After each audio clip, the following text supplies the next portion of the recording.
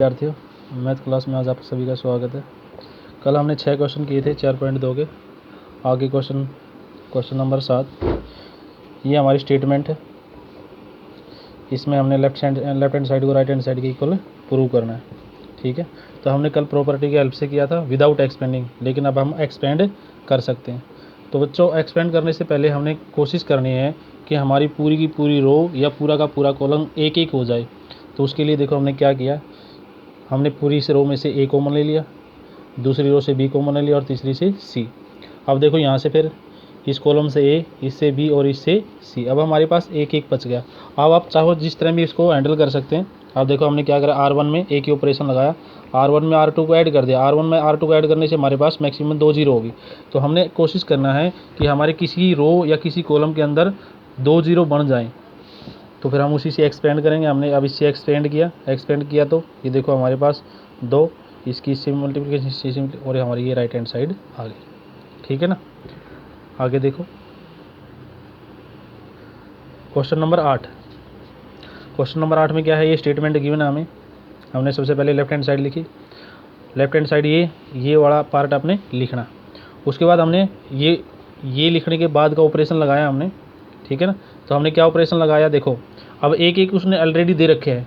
तो हमें क्या चाहिए, a माइनस बी चाहिए। तो a माइनस बी कब आएगा, जब R1 में से R2 सब्ट्रैक्ट होगा। b माइनस सी, R2 माइनस R3। ठीक है, सेकंड रो में से थर्ड रो सब्ट्रैक्ट कर दी।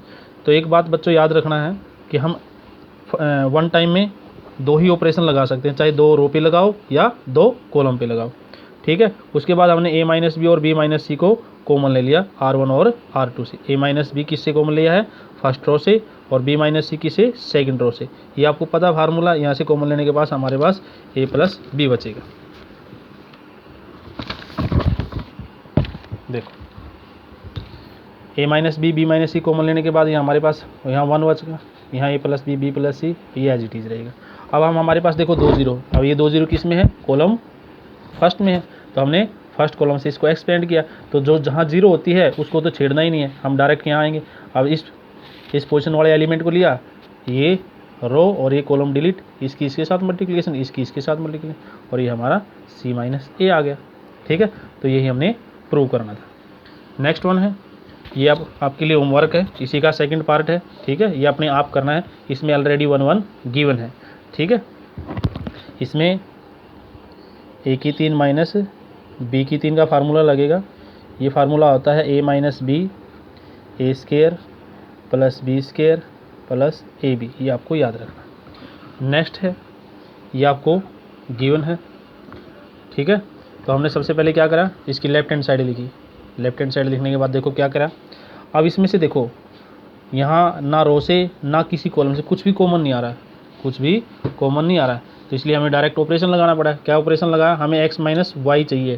तो x माइनस वाई कब आएगी, जब हम R1 रो में से R2 रो को सब्ट्रैक्ट करेंगे। इसी तरह हमें क्या चाहिए, y माइनस जेड चाहिए। तो y माइनस जेड कब आएगा, जब R2 में से R3 को सब्ट्रैक्ट करेंगे। तो हमने ये ऑपरेशन लगा दिया, R1 के ऊपर लगा दिया R1 माइनस R2 और R2 के ऊपर। ठीक है, तो ये ऐसा हमारे पास हो गया। नेक्स्ट देखो,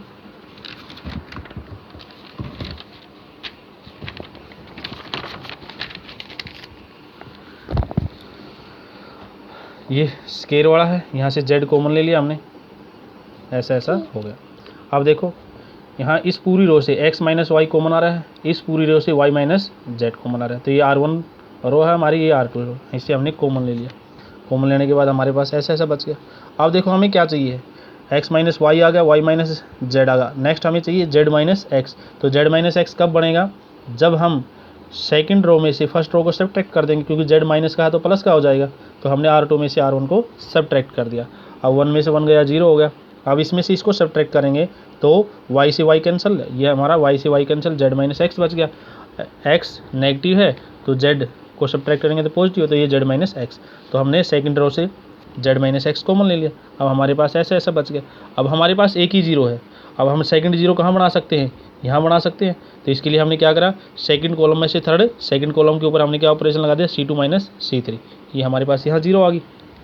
अब देखो, यानी कि जब हम सेकंड कॉलम में से इसको सब्ट्रैक्ट करेंगे तो z प्लस का हो जाएगा, इसको इसमें से सब्ट्रैक्ट करें 0 हो जाएगा, ये इसमें से सब्ट्रैक्ट करके ऐसा हो गया।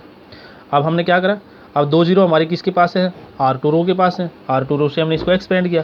अब ये जीरो, अब देखो ये जो एलिमेंट है ये कौन सी पोजीशन पे है, ये ओड पोजीशन पे है, तो इसलिए इसके आगे नेगेटिव साइन आएगा, ठीक है ना, ये ओड पोजीशन पे है इसलिए नेगेटिव साइन आएगा। इसके बाद हमने ये लिया तो इसकी इसके साथ सब्ट्रैक्ट इसके मल्टीप्लिकेशन की, इसकी इसके साथ मल्टीप्लिकेशन की, और हमारा ये ऐसा होगा।